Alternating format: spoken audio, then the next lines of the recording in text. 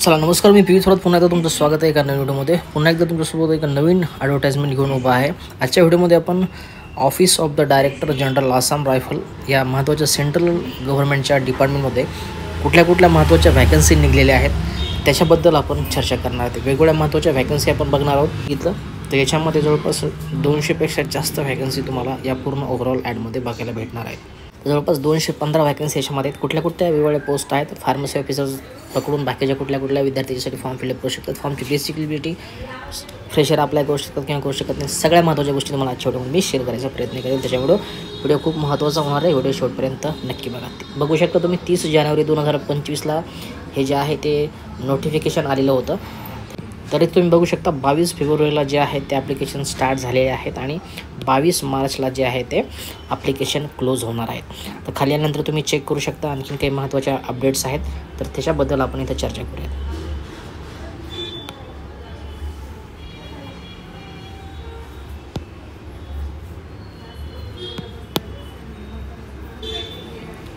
तर खाली आल्यानंतर आपण आणखीन महत्त्वाची बेसिक एलिजिबिलिटी आहे तर ती कुठली बेसिक एलिजिबिलिटी आपण ते चेक करूयात.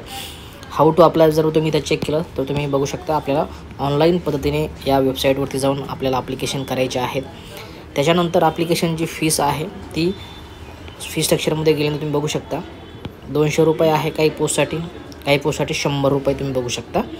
त्याच्यानंतर कुठल्या प्रकारच्या एक्झाम तुमच्या कंडक्ट केल्या जातील तर पहिली तुमची फिजिकल टेस्ट जे आहेत किंवा फिजिकल एफिशियन्सी PET आपण म्हणतो ती केली जाईल. त्याच्यानंतर दुसरी टेस्ट तुम्ही इथं बघू शकता.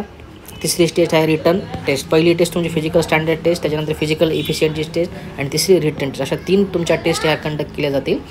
त्याच्यानंतर तुमचं सिलेक्शन होईल. आता खाली आल्यानंतर पुन्हा आणखी महत्त्वाची माहिती दिलेली आहे ती आपण इथं चेकआउट करूया. जवळपास 2 पेजेसचं महत्त्वाचं PDF आहे. जेवढी महत्त्वाची माहिती आहे ती आपण आजच्या व्हिडिओमध्ये तुमच्याशी मी शेअर करायचा प्रयत्न करेन. त्याच्यानंतर आता बघू शकता फिजिकल स्टँडर्ड टेस्ट दिलेली आहे आणि खाली वेगवेगळ्या प्रकारच्या जवळपास एवढ्या पोस्ट तुम्ही चेकआउट करू शकता. ज्याही पोस्टसाठी तुम्हाला अप्लाय करायचं आहे तर त्या पोस्टसाठी तुम्हाला अशा प्रकारची फिजिकल स्टँडर्ड टेस्ट ही द्यावी लागणार आहे. त्याच्यासाठी काय गोष्टी रिक्वायर्ड आहेत तर ते आपण इथं बघण्याचा प्रयत्न करूयात. कॅटेगरीनुसार किंवा स्टेट रिलिजननुसार वेगवेगळ्या प्रकारचे तुम्हाला इथे त्याचे जे मेजरमेंट किंवा पॅरामीटर्स हे दिलेले आहेत.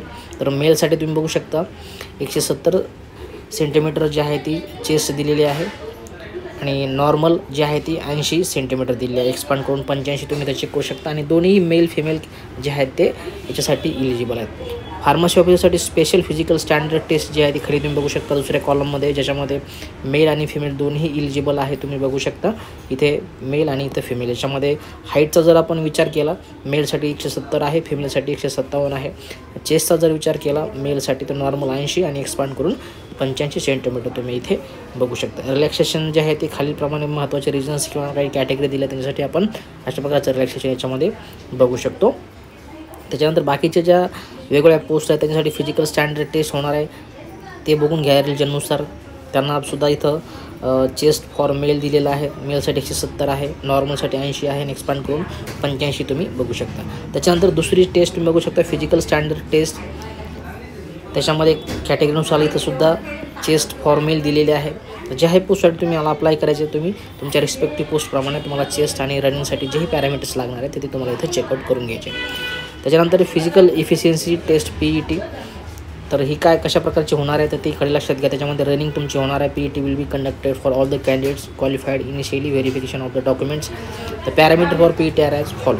All the India except Ladakh region. For male कॅन्डिडेटसाठी 5 किलोमीटर तुम्हाला रनिंग करायचे ती 24 मिनटामध्ये.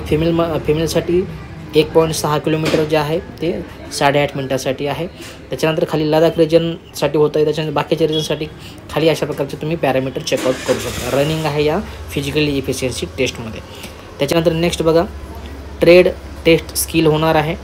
त्याच्यामध्ये बघा तुम्ही test for technical and tradesman personal will be conducted after the of the PET आणि PhD. तुमची जी पहिली टेस्ट आहे ती झाल्यानंतर तुमची ट्रेड टेस्ट किंवा स्किल टेस्ट होईल आणि त्याच्यानंतर तुमची रिटर्न टेस्ट तुम्ही होईल ज्याच्यामध्ये आपली फार्मसीसुद्धा रिटर्न टेस्ट ही घेतली जाणार आहे. त्याच्यानंतर नेक्स्ट बघा एज रिलॅक्सेशन खाली दिलेलं आहे ते आपल्याला इथं चेकआउट करून घ्यायचं आहे.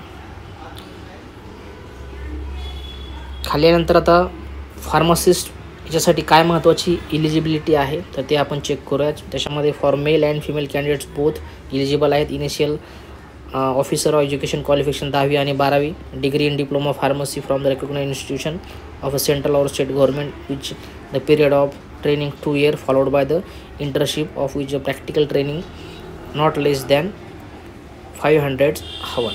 तर ज्यांचा डिप्लोमा झाला आहे त्यांच्यासाठी 2 वर्षाचा एक्सपिरियन्स आणि जी तुमची ट्रेनिंग असते तर ती तुम्हाला इथं असणं मॅन्डेटरी आहे.